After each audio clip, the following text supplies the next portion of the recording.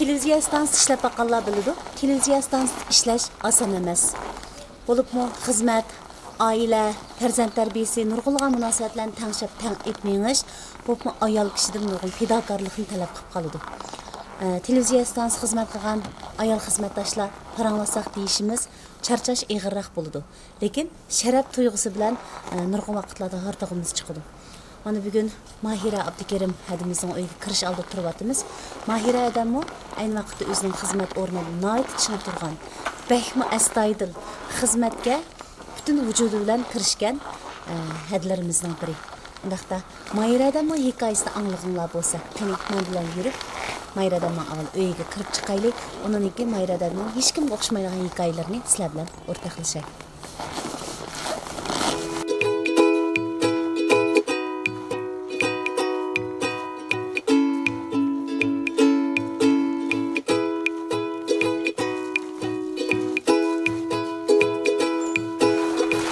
Ama isim koymuş 3. kavat koyayım.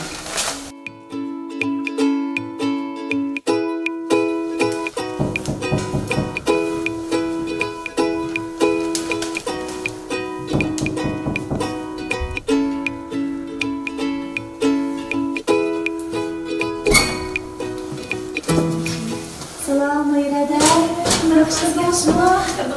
Uzun bo'ldi siz bilan muntishamidik, ahvollashamdik. O telefon ündidar deganimiz bilan yana adam ko'ngil kelgan so'zlarni aytib bo'lmaydi. To'g'ri. Mana bugungi yaxshi fursatda sizni izlab kelishim.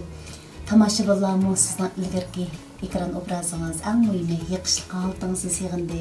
Siz bilan mundashqisi bala shundoq ko'p. Endi men o'ylayman, shundoq bir suhbat orqali sizdan tarilayotgan nurni, sizning hikoyalaringiz orqali atrofimizdagi nurg'un odamlarga ta'sir ko'rsatib bo'ladi, taratqilib bo'ladi deganni xayol qildim. Eng muhimi siz ruxsat qilsangiz, sizning imkoningiz bo'lsa, bir piyol choyni birga ichishga, bir suhbat qursak degan orzu keldi Mayrada. Bo'ldi, vaqtim bor. Rahmat, najab yaxshi. Agar mumkin bo'lsa biz hozir mangsak bo'lamdi. Bo'ldi.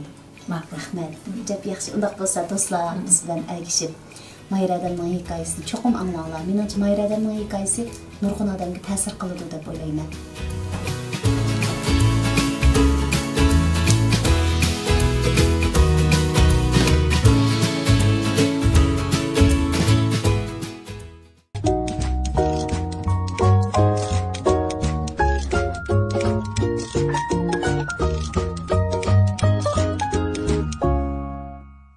Bu filmni Şinjan Life Soda Çeklik şirketi alohida qo'lladi. Şinjan Mahira Madaniyat tarixi Çeklik şirketi ajr bilan ishladi. O'zingiz va oilangizdagilarning sog'lomligiga haqiqiy ko'ngil bo'libsiz. Undaqda sog'lomligingiz uchun ajr qilib, Baxt Sovg'usi markasidagi organik mahsulotlarimiz sog'lomligingizga ul bo'lsin. Qani, Baxt Sovg'usiga marhamat. Güzel çırayga, güzel avaz birleşse, onun qo'shilib güzel xuluq qo'shilsa, balkim o bir mükemmellik deb o'ylaysiz. Mahira adam ana shu mukammallikka yaqinlashgan bir suyimlik ustoz riyosatchimiz. Aslimamda bolaligimda Mahira adamni mush televiziya ekranida tunch ko'rgan vaqtlarim, "Ajab chiroyli qadashgan, yangi riyosatchi chiqibdi" deb qolgandim. Shundaqmi? Aslida xil kichik vaqtlarimga, lekin shu aslimamni faqat unutib qolamadim. Shu vaqtda yodimda chechingizni yontu ilib, undaq yondan tushirib, shundaq zamonaviy bir xil cho'ng-cho'ng bidra qilib chiqib ekansiz. O'zingizmi shundaq o'ruq İgiz. Hacab chiroyli bir qiz chiqibdi. Bu da ekran bu adash kimdi deb ismingizning Mahiraligini bilib, texim xo'shib ketmanda. Ismimiz o'xshashgan, bu adimiz bek chiroyli ekan deb siz chiqsangiz bir xil huzurlanib ketdim. Shunga sizga ta'siratim bek cho'nqur, bek yaxshi edi. Mana bugun bir paranglashga yaxshi fursat bo'ldi. Xo'sh, siz Muşu kasbda o'qib bizning idoraga kirganmi va yoki boshqa kasbda o'qib kirganmi, mushtar bu men qarang'ida men kasb o'qiganda his qilman sizni. Yo'q, unday emas. 89-yili men oliy maktabga keldim. Shu vaqtlarda bu diktorlik, riyosatchilik kasbiga oid maktablar yo'q edi. Maxsus mush kasbda ijilmagan dedi. Uyg'urchada bunday kasbda yo'q dedi. Agarchi men kichigimdan diktor riyosatchilik qiziqqan bo'lsam-mu, lekin bunday kasblar bo'lmag'achqa men Şinjan Maliya iqtisod dashyo'sida o'qigan. Ha. Xeyli jiraqa, masalan, adabiyot o'qigan desangiz biza yaqin keladi deb o'ylaymiz. Maliya iqtisod o'qiganingiz men bugun o'qibdi menjimoda. Sizning hamisi tug'ilib o'sgan muhitingiz haqida bir to'xtalib baqsak, balaligingiz go'zal G'uljida o'tgan deyman-a? To'g'ri dedingiz. Men G'uljida o'sib yetildim. Meningki opam o'qituvchi ham meningki o'qituvchimdi opamning qo'lida o'qigan. Nim dars beradi? Opam matematika darsi o'tadi. Opamning ayliqi kichik vaqtimizda o'qituvchi bo'lg'achqa bizga talabak yuqoritichu. Shunga men boshlang'ich maktabga kirmay turibla mening savodim chiqib ketgan. Uyda men shu uyni bo'lganda o'qishga tegishli mazmunlarni u vaqtlarda ham oilalarimizda hammamizning oilasi asosiyatda unda kitobcha hozir yo'q deymiz nega. Shu chaqda esimda bor meningki tunji o'qigan kitobim Mavzudning uzunlari degan kitobni o'qigan men. Asharqiliq savodimni chiqargandim. Boshlang'ich 1-yilga kirgandilar men ash kitobni o'qib bo'lgan. Shunga men keyingi vaqtda diktor riyosatchilik kasbini qilish jarayonida bizda mudaq bir talab bor, xatga pishiq bo'lish degan. Men mushni shu maktab kirmay turib o'zim yetildirgan deb o'ylayman. Shunga izchilda men xatga bek pishiq. Maqol o'qigan chaqdimi, maqollarni bir ko'rib lam kirib ketalayman. To'g'ri, uning ustiga bizda mana talaffuzligi yemirib to'liq oladi degan bir kasbiy atalg'imiz bor. Mushuningda albatta ustozlarimiz qatorida siz shunday to'liq olasiz. Albatta hamma ustozlarning o'qishinglar, uslubinglar o'xshamaydi. Sizning maqola o'qishingiz bir xil rohatlik tuyg'u beradi-da. Gaplarni aytib to'liq, harflar to'liq, estetik tuyg'u bay anglasimi rohat. Endi bizning davrlarimizda men 77-yili 1-yilga kirgan. O vaqtlarda men boyam deb o'tib ketgandek, nurg'un kitoblar yo'qdi endi. Bizga unda sharoitlar yo'qdi. Oilalarimizda televizormi yo'qdi, qo'limizda telefon yo'qdi. O chaqdagi bolalar asosan mahallada o'ynash, maktablarda, qo'rg'onlarda yugurib yurib o'ynash. Sizlar tabiatga yaqin tanlarda. Shundaq. Bu amet bayliqkan to'q. Ashunda qilatdik. Shu vaqtlarda lekin men boshqa bolalardan farqlangan yerim nima desa, bek kitob o'qiydim. Garchi o yillarda men o'qigan kitoblar bek alayda jiq kitoblar, masalan, hozirgi debatgan nurg'un kitoblar yo'qdi. Tarim g'unchilari, tarim jurnali, boyam deb o'tgandim, o'zning uzunlari degandek mushtaq kitoblarni qo'limga bir kitoblar chiqadi ekan, men ash kitobni tugatgancha hech qanday ish qilib olmaydim. Bek kitob ko'ratdim. Keyingi vaqtlarda mesela o'tir maktabga chiqqanlarda bu alohidliklaringiz alohida namoyon bo'lgandi. Shunday. Men o'tir maktabga chiqqanda bizningki adabiyot o'qituvchimiz mendagi mush alohidlikni bayqagandan keyin har qatimliq mush adabiyot darsida ash kitobningki tekstni men o'qishga buyurdi. Sinfdagilarni kim o'qisin desa, Mayra o'qib bersin deydi. Shuni bilan men buni qanday o'qiydim desangiz, o'zimcha bu kitobdagi tekstdagi personajlarni rollarga ayırdım özümce. Avazlarını özgertip de? Özgertip, mesela çoğunlarga çoğunca avaz çıkarıp, özüm avaz verettim bununla. Ben de aştaq bir xil kızıqış batı şu çağda. Talantin bayken? Şununla edebiyat okutkıcımız bunu bayqağandan keyin her qitim şundaq tekst oqan çoğum meni okutatdı. Çoğum ben oquşum kerekdi. Ondan keyin maktabningki edebiyat kurujgilari quruldi, aşınыңgımı aktivliklarga qatnaşdım. Özümnің qiziqishi bo'yicha ondan keyin Mush kurjigimizda qo'lida qalami bor, ballabadida she'r yozadi, hikoyalarni yozib beradi. Bizningki 2 soat tanaffus vaqtimiz uzunroq bo'ladi-ku, 20 minut. Mush vaqtda bizningki maktabningki radiosim bordi. Men G'ul shaharlik 5-o'rta maktabda o'qigan. Shu vaqtda maktabning radiosida har 2 soatda ash yozgan bolalar hikoyalarini, she'rlarni ko'tarib men akirib beradi. Mush o'qib bersangiz deb maktabning radiosida men ashlarni o'qiydim. She'rlarni, hikoyalarni shu bolalarga o'qib berdim bizning kurjigimizda. Kasbiy musabin aslsiz o'tir maktabda başlap bo'libsiz. To'g'ri. Undaq bo'lganida moliya iqtisod shu yerni bitgandan keyin biz tabiiy o'ylaymizda, ma'lum bir organlarga kirib, ma'mur xizmatlar bilan shug'ullanib qolishi mumkin deb. Qandaq bir shamol sizni Şinjan televiziya stansiyasidan iborat biz so'ydigan bu makonga boshlab kelgan? O'qishlarni bitirgan yilim 1993-yili shundaq. Şinjan sindıq televiziya stansiyasining qurilganligi hamda mush stansiyaga bir qiz diktor oldiganligi bir uchurni televizordan ko'rib qoldim.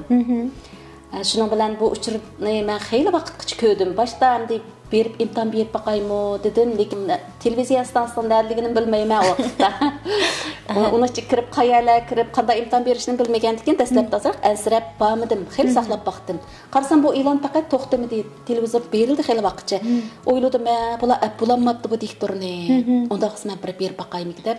Shu vaqtda mening singlim Şinjan siz o'qigan bu san'at maktabida darama kasbida o'qiydi mening singlim. Shu singlim dedimda, shundaq televizorda e'lonni ko'ryapman. Ahvaldan qaraganda bular diktorni qabul qilamabdi. Bir şey berib baqim batdi desam, singlim, "Oy, men o televiziya stansiyasini bilaman. Biz yenimizlan bu, biz davomli Sana şu yandan yendilamda. Ular meyliqi nima ishchi kirib ovoz berish kasbi qatnashib emasmi? Shunga ishini bilaman, men sizni boshlab aparay dedi. Shunga bilan bir kun singlimning qishiga keldim. Ikkimiz qo'ltiqlashib televiziya stansiyasiga chiqib kirdik. Tuncha ketdim, singlim bilan kiribdim. Kirib shunga bilan Şinjan Sınıf televiziya stansiyasi qayerda deb so'rsak o'rin deb berdi. Oldimizga chiroyliqqina bir xatimiz uchirdi.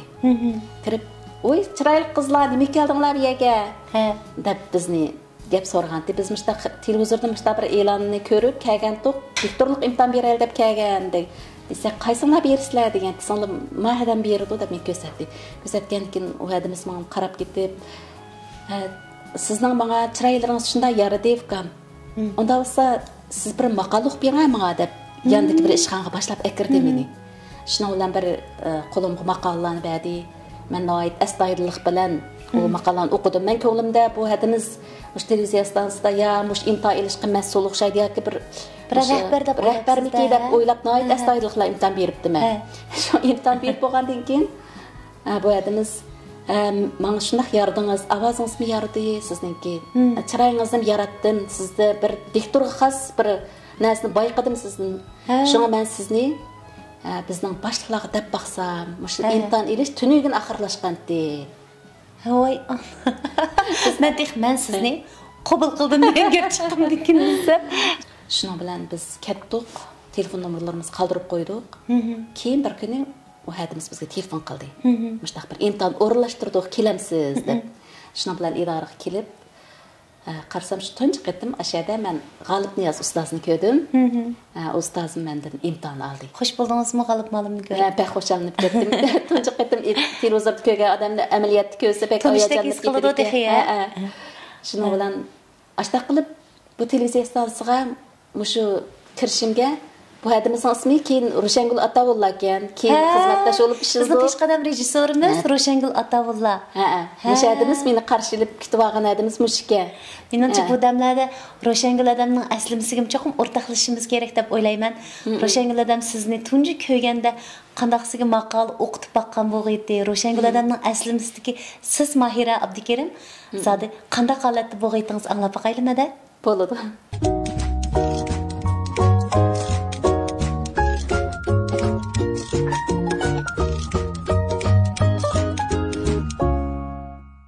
Yaxshimisilar? Men Şinjan televiziya stansiyasining pensioneri Ro'shangul Atavulla bo'laman. Bugun riyosatchi Mahira Abdukerim singlimizning haqida bir ikki og'iz so'zlab beray. Men burun Şinjan televiziya stansiyasi bosh tahrir bo'limininki tahrir ham diktorlar bo'limida ishlagandim. Men shu ishlash jarayonida diktorlar bilan birga ishlab, diktorlar qo'yilgan talablarni bir o'rganib olgan diktorlar vaqtida chiroyi go'zal, bo'yturqi qamlashgan, talaffuzi aniq, madaniyat saposi yuqori mushundaq qizlar tanlanadi ekan. Shuningdan men ostuli bilimga ega bo'lgan keyin xizmat ehtiyoji bilan Şinjan Sınıf televiziya stansiyasi qurilib shu yerga chiqqan. Shu yerda ishlash jarayonida biz andali qurilib bo'lgandan keyin jamiyatdan riyosatchi qabul qilmoqchi bo'ldik. Shuning bilan jamiyatga e'lon chiqardik. Chiqqandan keyin nurg'un qizlar keldi endi u vaqtlarda qizlar tabiiy andaq reymotlar yo'qdi, tabiiy chiroyli qizlar kelgan. Shuning ichidan bir qanchani tanladik. Endi ba'zilarning talaffuzi mundaq bo'lsa, chiroyi go'zal bo'lganlar talaffuz jihatlarda asl nuqsonlar bo'ladi ekandi. Shundan tanladik. Eng oxiri tanlash tugagandan keyin bir ikki qiz kirib keldi ishxonaga. Qarsam shundan chiroyli mehri issiq bir qizlar ekan. Sizlar desam biz imtihon beraylik deb kelgandik dedi. Voy kechikib sizlar necha vaqtlarınızı biz tanlaganda uxmay qalgamdinglar desek biz g'ujidan keldik. Şoň bir imtihan berip baqaylı degan to'xtadi. Qarasam bu qizlarni qolib tugidi desam ajoyib ko'zimga issiq ko'rindi bu qizlar. Şuna buldu deb men rahbarlik deb baqay deb bizning stansimizning rahbarlariga dedim desam bo'pti baqayli dedi. Şununla bu qizlarni ana degan ekranga oldik. Bolup maş Mayram diye şu ekranga çıktı. Qarsam boyturqi yaman qamlashqan, chiroyim yaman chiroyli, go'zal. Talabbuzi shunda iniqga har bir so'zlari danim chiqdi-da bu qizniki.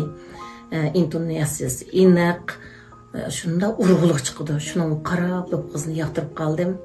Ammo shuni bir yo'llab baqayli deb bizniki mutaxassislar gruppasining diktorlar bo'limidan mutaxassislarni qurib şular aşında tanlashqa bahalag'uvchi bo'lgandi. Shularga yo'llasak eng oxirda kelgan qizimiz aş Mayra tanlanibdi. Men buningda baxo'sh bo'ldim. Endi mushu bo'libmi talabbuzi shundaq iniqganda bu qizning. Shuning bilan tanlangan ekan bu qiz bilan xizmatlashib ishladik ham bir mazgil. İşlash jarayonida bu qizningki tirishchanligidan özünün yaman tirishchanligidan bek ta'sirlandim. Bo'libmi shu vaqtda riyosatchilar qo'yilgan talab birisi madaniyat sapasi, ikkinchisi qalam kuchi, uchinchisi inkos tez, to'rtinchisi bo'libmi notiq qobiliyati yuqori bo'lish kerak-da. Riyosatchilik qo'yilgan talab. Shu bu qizning shu jihatlardan amdi o'zim yaman tirishib yaxshi ishildi. Cho'ng tiplik san'atlarni ishildik. Har xil programmalarni ishildik. Hamma programmalarga yaxshi riyosatchi bo'ldi. Onundan keyin cho'ng tipdagi san'at filmlarga riyosatchi bo'ldi, muvaffaqiyatli bo'ldi. Shu ishlardan shunda ta'sirlandim, shunda yaxshi xizmatlashib ishlab keldik. Shuning bilan pensiyaga chiqdik. Mayralar yana davomlashtirib ishlab keldi. Hozir qarasam bu singlimiz eng xush bo'lgan yerim xizmatni yaxshi ishlagandan sirt ota-onasiga vafodor esil bir qiz bo'libdi. Ailesiga vafodor bir ayol bo'libdi. Bolalarga intayin mehribon bir ona bo'libdi, layoqatli ona. Ikki bolasini yaxshi tarbiyalab, bolasini oldida dashularni bitiribdi. Buningdan baxo'sh bo'ldim. Yaqindan yaxshi bir qorada o'tirimiz, davomli uchrashamgan bularni xizmat oldirash bo'lgandan keyin qarsam bu qiz bak natijalarni ko'p qozonibdi. Baxo'sh bo'ldim. Endi Mayraninki bundan kimmi o'ziga o'xshash yaxshi riyosatchilarning davomli chiqishiga o'zining tegishli to'hfasini qo'shsa, hamkorlashsa, istansimizdan nurg'un ilg'or yaxshi riyosatchilar yetishib chiqdi. Bundan keyin yoshlarning texnik taraqqi qilishini umid qilaman. Bo'libmi Mayraning oilasiga teniga salomatlik, oilasiga baxt, saodat tilayman. Мәңгі бәxtlik bo'lsin. O'zingiz va oilangizdagilarning sog'lomligiga haqiqiy ko'ngil bo'libsiz. Undaqda sog'lomligingiz uchun ajr qilib, Baxt sovg'isi markasidagi organik mahsulotlarimiz sog'lomligingizga ul bo'lsin. Qani, Baxt sovg'isiga marhamat. Demak, Roşengladimizning sizni yoqtirishi bilan eng muhim bir peshqadam rejissyorning o'tkir ko'zi bilan ham shu chaqdagi rahbarlikning astoydil qarashi bilan siz o'mush tunji qadamni shunday televiziya stansiyasiga besibsiz. To'g'ri. Bu noktada demek Roşengil'den elbette rahmet eytisizde. Çok rahmetim var. Çünkü aşkını ben aşı zalı kirgahta Roşengil'den uçurmaya başka birisi uçurab gelip imtihan tügegendi kızlar degen bolsa belki men ketken boluşum mümkün. Bu ketken televiziyaga kirmegen boluşum mümkün. Her işte bir hikmet var degandek Roşengil'den uçuruşumu şu ametli qadamlarning başlanması sebepçi bo'libdi-da, mübarek bo'lsin-da. Mana hozirgacha och singil bo'lib, xizmatdosh bo'lib, ustoz shogird bo'lib, bir qurida uzun vaqt birga ishlabdik. Endi bu jarayonda biz sirtdan sizning hikoyalaringizni anglab turdik, lekin sizning xushalligingiz yoki qayg'ularingizni ko'p hamdan bulamay qoldik-da. Endi shu nuqtada men shu program naq maydonida sizni azroq xijolat ekanligimni, sizning apu so'rg'in borlig'ini bir e'tibormisam bo'lmas. Chunki orliqda siz idoradan bir mezgil jimjitqin yo'qolib ketib qoldingiz. Ras kichikkanmiz deb o'yladim. Ham bexudkanmiz deb o'yladim. Xizmatlar oldirash, praktik vaqtlarimizni tugitib biz sizga o'xshash imtihonlarga qatnashib Şalçılıqda voy men Şinjan televiziya stansiyasının riyosatchisi aldığımız qarab mengishni uqibdiq, atrofimizga qarab ma ustozimiz yoki mahadimiz nakatdi deganga sal qarabdiq. Dal shu chaqda siz amaliyot xil ig'ir bir ishlarni boshdan kechiribsiz.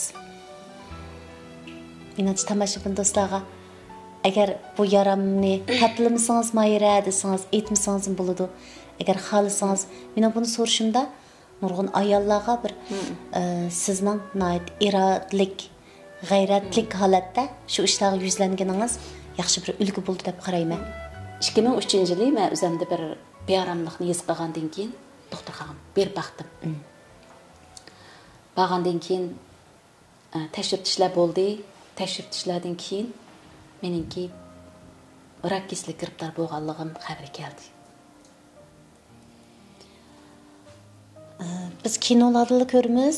Masalan, rak kesli bo'pti desa, kichik vaqtlarimizga aslimlarimiz rak deb vaqirab ketgan kinolar hozirgacha yodimda. Rak desa biz kichik bola turibmi, masalan, uning ig'ir bir ish ekanligini his qila oladigan aqlimiz bor ekan to'xta bolalik vaqtlarimizda. Ayni vaqt siz qanday qabul qilgansizda? O vaqtda o doktorlar menga o kasal bo'lganligini bevosita demadi o vaqtda. Bizningki idoraga xabar qilibdi, mening yo'ldoshimga xabar qilibdi bular, lekin menga faqat demadi. Meni qayta bir tekshirtish batdi. Kelgan bo'lsangiz deb uqtadi. Bag'andan keyin berib doktorlar boshqan kirib o'tdim. Shu vaqtda o doktorlar menga demaganini uqmaydigan yana bir doktor bor ekan. Bölümninki müdiri ekan. Xabarsiz qolgan. O mening bilmaydiganimni u bilmaydi ekan. Shuning bilan mas'ul bizirak giriblar bo'lgan bu yaxni payshanba kuni operatsiya qilamiz deb meni ko'rsatdi. Shuning men bilmagan vaqtda o'zimning kasal bo'lganini bilmay bo'lgandim. Shu yerda men ish qilib turgan joyimda tamga yo'linib turib qoldim. Qanday qilib osmon zamin peqirayotgandek bütün hayatım inşallah ahırlaşıp gitgandek bütün hayatlıqdan ümit üzgən edim.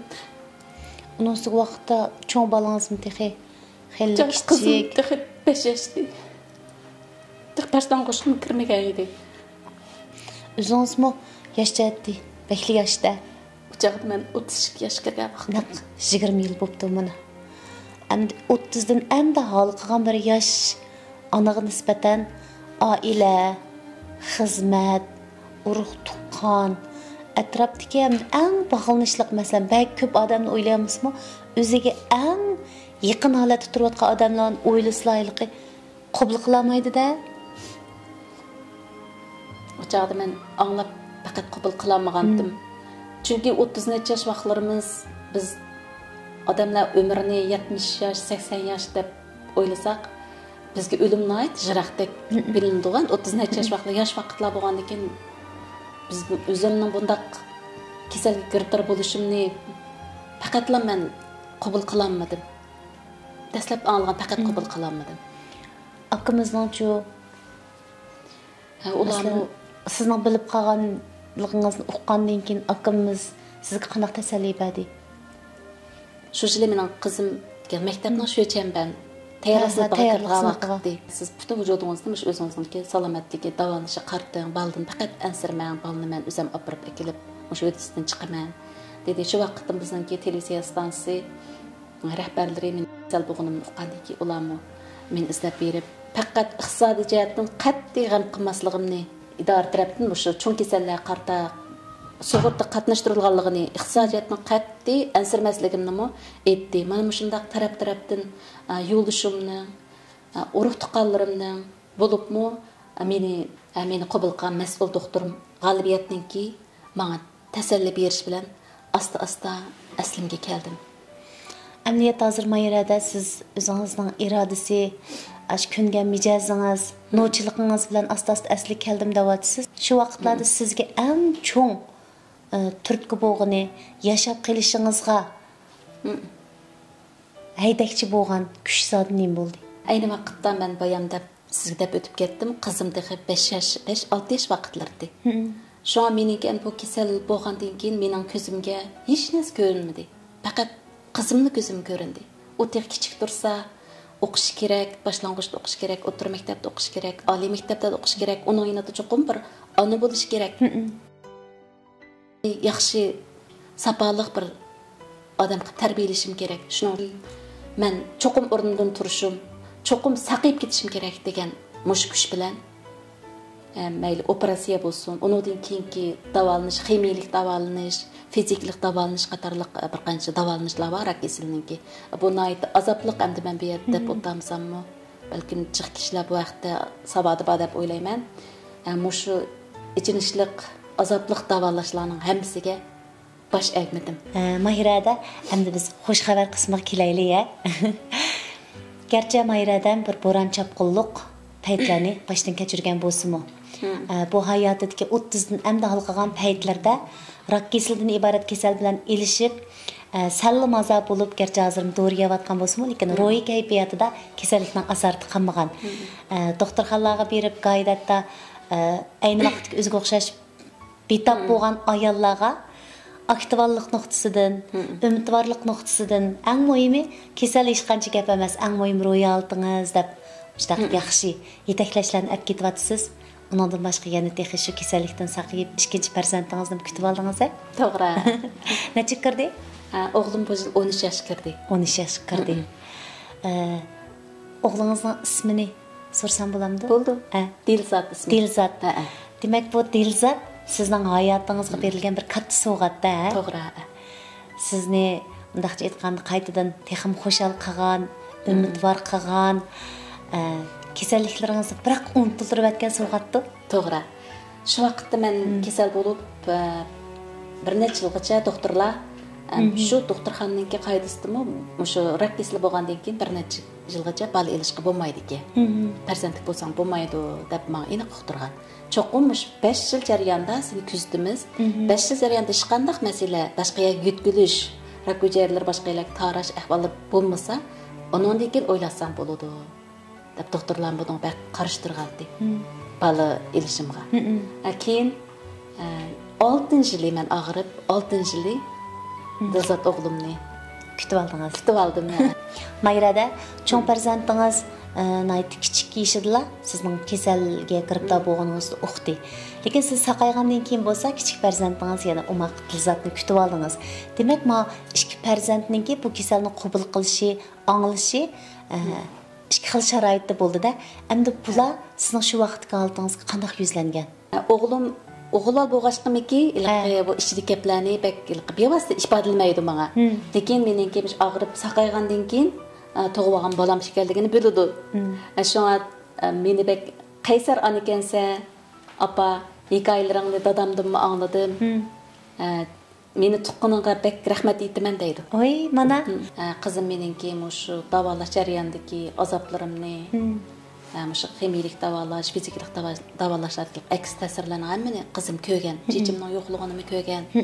Shunga qizim bek ishmijoz bo'lib ketgan. Mening shu ahvollarimni bilgachga azoblanib ishni chiqaramabdi ekanda. Shunda ishmijoz gipi ozdi. Ko'proq vaqtda shu dars o'qish bilan men faqat dars jihatdan men faqat ansiratmagan. Men qizimni hech qanday bir kurslarga topshiriq ishlar sinflari degandek hech qanday berib boqmagan. O'rganishda yaxshi emasmi? Kichikdan boshlab yaxshi. Bakmi japa qo'ymagan meni.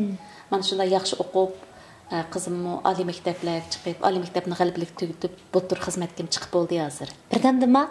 Hozir Shanxayda xizmat qiladi. Hayotlik menga ikkinchi qitimliq berilgan hayotlik deb o'ylayman. Shunda bo'lg'ashqimki, men og'rib saqaygandan keyin xizmat o'rnim qaytib kelgandan keyin o'zimga foydasiz bo'lgan passiv ta'sirlarni olib keladigan shunday gap so'zlardan, shunday ishlardan o'zimni qattiq chetga oldim. Ko'pincha vaqtimni u vaqtda qizim kichik bo'lgandan keyin qizimninki darslariga ko'ngil bo'lish, har kuni xizmatdan tushiblam, qizimga hamroh bo'lish, shuning bilan o'tkazdim kunlarni. Mushta passiv ta'sir bergan kishilardan, ashundaq gap so'zlardan o'zimni shunda chetga oldim. Bütün diqqatimni o'zim so'ygan mush riyosatchi kasbi, shundaqla oilamga beg'ishildim. Bu eng yaxshi usul ham boshqalarga ta'kidlashga tegishli bir yaxshi ishmikin deyman. Meningcha yolg'iz sizga o'xshash amdi kasallik azobidan g'olib kelgan g'ayratli ayollar emas, normal yashayotganlarmi passiv kayfiyat, passiv ta'sir, passiv energiyalik odamlardan yiroqroq turgani o'zigami yaxshi, oilasigami yaxshi, o'zining o'g'inish xizmat ilgirlashig'i yaxshi. Chunki atrofdagi muhit hamon odamga ta'sir qiladi, shundaymi Mayrada? Endi bugungi kunda siz meni anglashimcha o'sim kasalliklar doktorxonasiga, yani o'zingiz davolangan o'sim kasalliklar doktorxonasiga pat-pat tekshirib qilib borgan vaqtingizda bemorlarga ancha-muncha yetaklashlarni olib borib ekansiz. Masalan, qanaqa yetaklashlarni olib borsiz? Men har qatim yilda bir qatim berib doktorxonada tekshirtish olib borman. Butun badanlik tekshirtish qilamiz hozirgacha. Shu vaqtlarda meningki mas'ul doktorim G'albiyat doktor bilan uchrashimiz. Shuning bilan har qatim borganda ko'rishim G'albiyat doktor bilan. Men kirsamlam G'albiyat meni tutib oladi. Mayra pek yaxshi kelibsiz. Mening bir bemorim bor-di. Ruhiy kayfiyat faqat yaxshi emas. Siz berib ishga gap qilib beramsiz. Deb har qatim G'albiyat meni tutib oladi. Bo'ladi, ma'qul, men kirib ko'rishay shu bemoringiz bilan deb birga chiqib shu bemorlar bilan ko'rishib, G'albiyat kirdi o'li meni ko'zdi ularga. Ko'rdinglarmi? Mana Shinjang televiziya stansiyasining riyosatchisi og'riqdek turamdi, saqdek turamdi, qaranglar deb. Meni ko'zdi. Ko'rsatganki ular o'z ko'ziga ishonmay qoladi. Ras og'riqmitdingiz deb mendan so'rab ketdi. Men o'zimningki qanday kasal bo'lganligimni, hozir necha yil bo'lganligini, hozir ahvollarim ularga deb shuna tasalli qilaman. Ular endi doktorning so'zidan bakrak mush bir kasal bo'lib baqqan, saqayib baqqan, mush holatga kelgan bemorning so'ziga ishonishga xohlaydi ishonishga. Doktor desa balkim tasalli beryapti deb o'ylaydi va yoki ig'ir kasal saqayish qanday bo'ladi deb o'ylaydi, lekin sizga o'xshash o'zining umidvorligi bilan yaxshi moslashib berishi bilan eng muhim doktorxonaga saqayib ketganlarni ko'rsa, unisiga sizni taniydi-da, ekranlarda ko'rgan. Xo'sh bo'ladi, demak, Mayra xonim saqayibdi, biz saqayib ketamiz deb o'ylaydi. Nurg'ullar yana shu doktor G'albiyat doktordan mening telefon nomerlarini ilib oldi-ki, ishga kelgan bemorlar. Ularni men tanımayman. Shundaq nomsiz telefonlarni topshirib olaman. Siz mushtaq og'rib ekansiz, hozir og'rib saqayib, farzandingizmi bor ekan.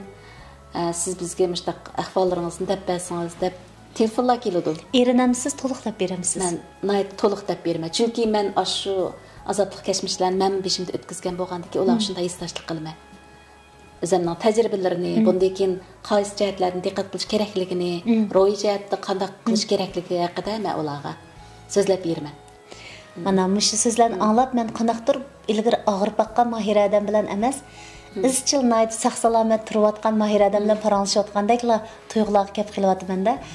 Bu bir aslima unutilib ketgan degandim o'ylayman, lekin unutilmaslikqa yana azroq sababni olib qo'yman. Chunki hayotimizdagi nurg'unlagan hikoyalarningki bir qism tarbi kishiga umidvorlik, yaxshilik olib keladi. Masalan, sizning mush aslimingizga 20 yil avvalgi bu qabohatli tush keyingi vaqtlarda shirin tushga aylandi.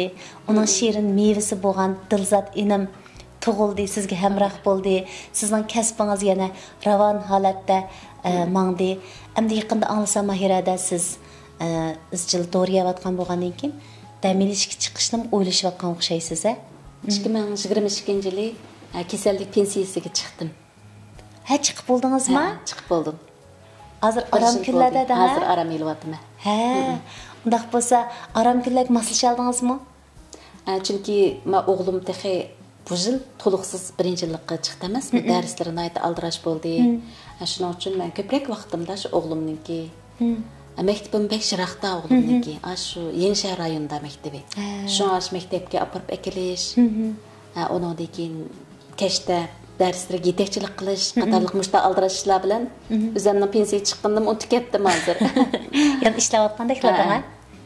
Bo'pti Mahirada, asli sizning bu kasallik ahvolingizni balkim bundan 1-2 yil burun iltimos sunsangizmi tasdiqlanib qola bo'lg'aydi, lekin izchil xizmatni so'yish ruhi ham sizga taqsim qilingan xizmat halqalarida ching turib ishlashdek shunday majburiyatingizni ado qilish yo'lida siz bizga ulgu bo'lib keldingiz. Sizga o'xshash ustozlarimiz, hadlarimizning fazilati, xislati, xizmatni so'yishdek fidokorligi bizga nurg'un yaxshi namoyanlarni tiklab bergan. Endi mush programmamiz orqali bugun siz bilan suhbatlashyapmiz. Siz orqali nur tartib his qilyapman. İradalik bir ananing xizmatni suygan bir ayolning oilani hammaning oldiga qo'ygan bir xonimning hikoyasi orqali ko'pchilikka nurlar tarsgan deb o'ylaymiz. Endi o'sha baxt sovg'asi bizningki sizlar ustozlar bilan paranglashadigan, sirdashadigan bir ko'rik. Baxt sovg'asi programmasi orqali sizlar bilan nurg'un yaxshi temlarni mungdishyapmiz ada. Sizlarning baxt sovg'asi ekanliginglarni ko'pchilikka tushuntiryapmiz, bildiryapmiz, ham ifodalab turyapmiz. Endi shu fursatda agar siz mush hayotlikda men rahmat aytadigan odam, men minnatdor bo'ladigan odam deb xayol qilsangiz, navbat shuningga xat yozish to'g'ri kelganida o shaxs kim bo'ladi? Meniki mas'ul doktorim G'alibiyat doktor. G'alibiyat doktorga masalan nima uchun rahmat aytishni o'ylab qoldingiz? Buning menimcha sababi bo'lishi mumkin. Agar shuni xat bilan ifodalash to'g'ri kelsa, siz qaysi qurlarni yozishingiz mumkin? Anglab baqsaq bo'lamdi? Bo'ladi.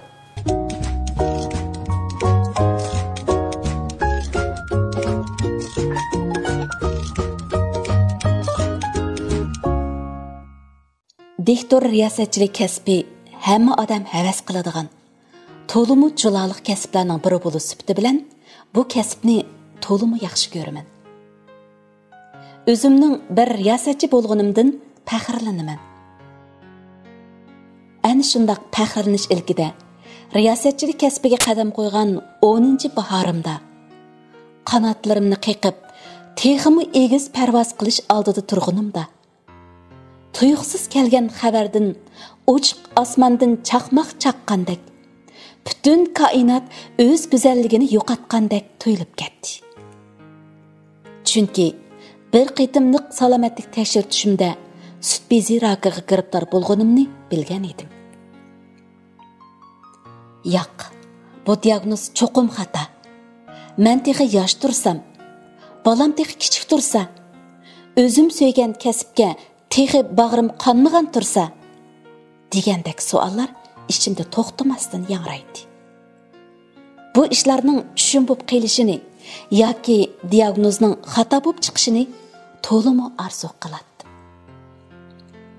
Biroq bu mening g'oyibona kutganlarim bo'lib, haqiqiy reallik oldimda turadi.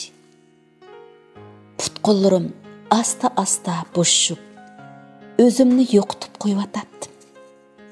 Ko'rurmanlar qiyinchilikqa uchraganda botir bo'lib, o'zini yengish haqida talayligan aktiv energiyalik so'zlarni qilib, ularga tasalli bergan bilan o'zimga hech tasalli bermayotdim. Ruhiy holatimni ko'rgansiz, Mayra, o'zingiz tutib oling. Siz degan bir riyosatchi, aktiv energiya tarqatquchi. Rak kesli garchi qo'rqinchli bo'lsa-mu, biroq siz saqayib ketasiz.